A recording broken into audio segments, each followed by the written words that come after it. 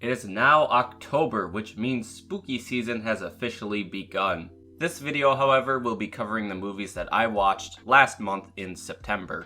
Fortunately for me, I didn't see too many films this month, which means I can keep this fairly short. The first movie I watched was a new Disney Plus original, which also happens to be the worst thing I have seen this year, the live-action remake of Disney's Pinocchio. It's hard to remember a time when Robert Zemeckis was considered one of the greats. Something happened after Polar Express that made that man snap, leading to an insane downward spiral. Pinocchio is a shining example of the very worst these live-action remakes have to offer. Here is a movie devoid of soul, a sleazy corporate attempt at weaponizing nostalgia to funnel more money into their pockets. The best thing I could say about Pinocchio is it was released on streaming, so I don't feel like I wasted too much money or time on it. I wouldn't call this film bland or boring, it's just an extremely bizarre adaptation filled with creepy mocap characters and odd decisions that make you ask, what the ever-living fuck? There are multiple additions to the film that I assume were inserted to improve upon the original, but greatly harm it instead. Whether it's Pleasure Island serving root beer instead of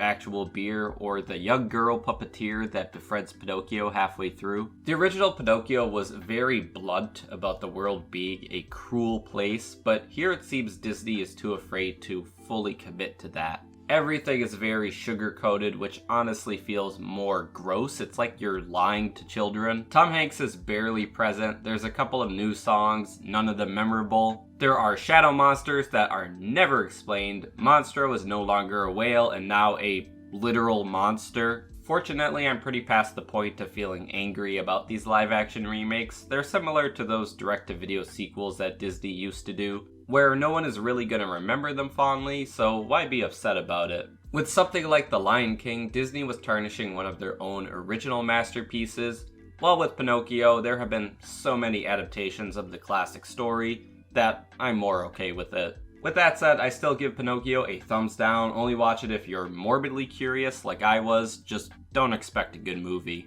The next movie I watched was Ty West's Pearl, the prequel to his recent film X, which were filmed back-to-back due to the pandemic, utilizing the same sets and a lot of the same creative team. If you're wondering, I did enjoy X, so it's really no surprise that I enjoyed this film as well. Pearl is an origin story about the killer in X and is shot like a 30s, 40s Technicolor film, the most obvious comparison being The Wizard of Oz. That alone makes this worth the price of admission, as there's never really been a horror movie shot this way, at least not that I can remember. Most horror movies like to stick to the shadows with all the scary scenes taking place at night, but Pearl embraces the daytime and I really love that. Pearl may be a pretty basic plot for a horror movie about a young girl's descent into madness, but besides its unique style, it really is Mia Goth's performance that makes this movie one to remember. I couldn't really recommend Pearl to people who aren't already horror fans, but if you are like me, there's a very good chance that you'll enjoy this even if you haven't seen X. Although seeing X first does probably result in an overall better experience. I give Pearl a thumbs up.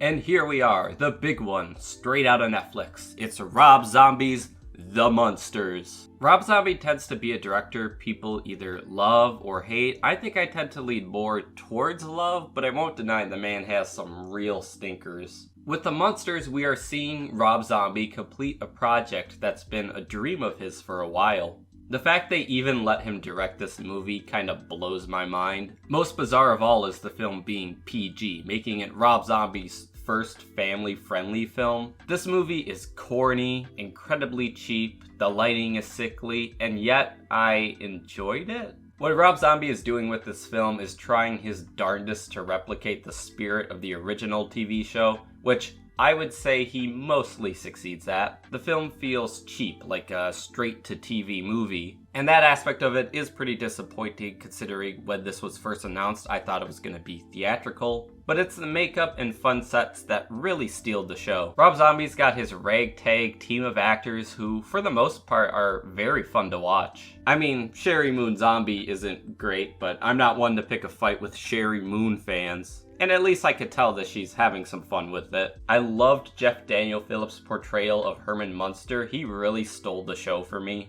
If there's one thing this film desperately needed besides more money, it's a laugh track, which I know is a deceitful tactic to force viewers to laugh, but when your movie is The Munsters, it would have worked just fine. This movie is not good, but it doesn't really feel like it's trying to be good either. There's a certain charm to it that will appeal to a smaller audience, the kind that finds themselves enjoying Halloween media no matter how cheap or corny it is.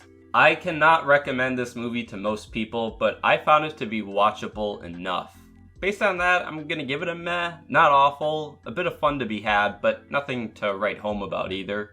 That's it for September. Join me next month to talk about October's movies, which there are far too many of. I fear I may not have the time to watch everything I want to see, but I'll do my best. Goodbye.